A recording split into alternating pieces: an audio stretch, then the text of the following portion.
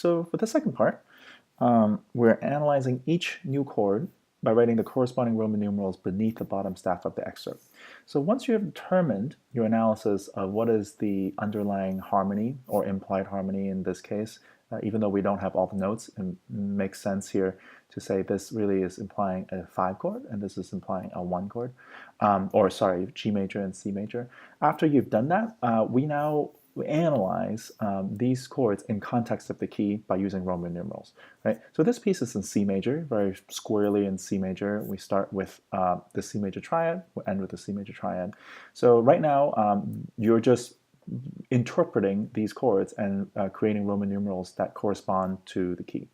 So obviously from C, E, G, we're in C major. This is a major 1 triad.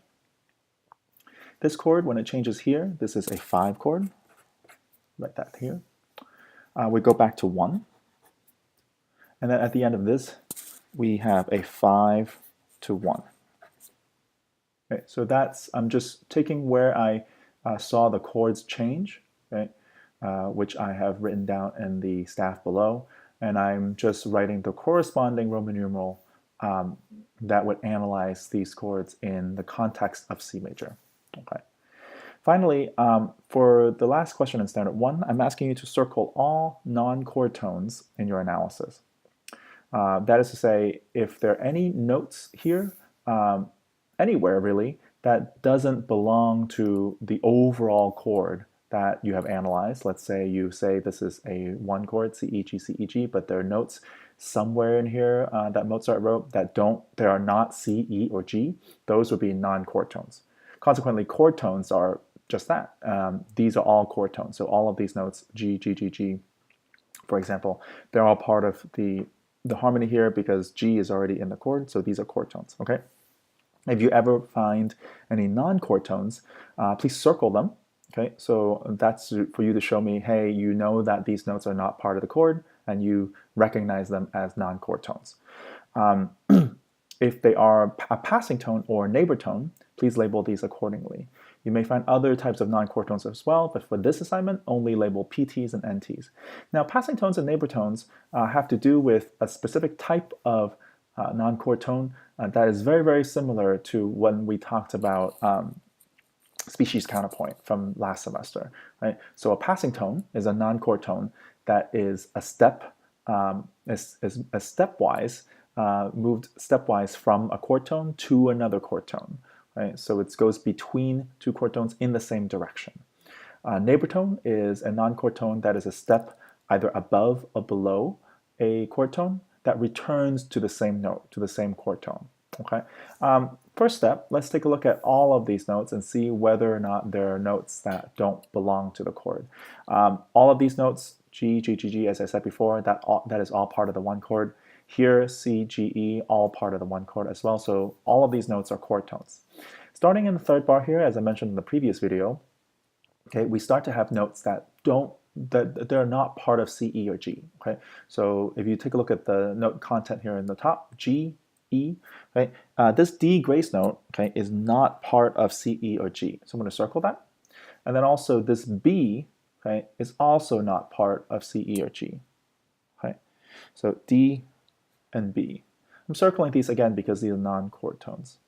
What type of non-chord tones are they? Well, this D clearly is one step, going from stepwise from this E, which is a chord tone, down to this D into a non-chord tone, and then keep going down one more step to another chord tone, which is C. Right? Because of this motion, this stepwise motion going in the same direction, because of that, this is an example of a passing tone. The other type here is demonstrated in this B. Okay, this B is a non-chord tone. Okay, so this is the dissonant note from the chord. Let's say any note that's not part of the chord is going to sound dissonant with the chord. So this note is a non-chord tone. This is a neighbor tone because this is one step going below a chord tone, and then it goes back to the previous note, the same chord tone. So it just leaves it temporarily to the neighbor and then comes back. Right? Both of these concepts, it's basically a review of what we've done in second species counterpoint. Right? So It's really the very much similar concept that we're essentially porting over to our analysis this semester. Okay. Again, this is a passing tone because this is a non-chord tone that is in stepwise motion. Okay, and it's going from a chord tone in one direction, either up or down, in this case down, to a non-chord tone, and then it continues in the same direction stepwise into another chord tone. Okay, that's an example of a passing tone. A neighbor tone here, this is a non-chord tone that comes from a chord tone, goes one step either up or down, in this case down, to a non-chord tone, and then goes the other direction back to the original note. Okay. The last bar here, all of these notes are chord tones, so we don't need to circle anything. So let's keep going and investigate if there are any more non-chord tones. This fifth bar, the melodic material is very similar to the first bar, so all of these are chord tones. Again, these are chord tones. Finally, here we have these two bars. This E here, technically, it goes before the D, so the E here is still part of this chord, so I'm not gonna label it as a non-chord tone. Okay, so the chord really changes at the D. Okay, so the E, I'm just gonna leave that because that's still part of the one chord that's part of this first half of the bar. What is a non-chord tone according to my analysis? Since I'm calling this a G major triad, this C does not belong. Right? So D goes to the C and goes back to the D. So this is another example of a neighbor tone. Okay? The C does not belong on this G major triad, okay, as I've analyzed it. And then we end with the one chord. Both of these notes are part of the one chord.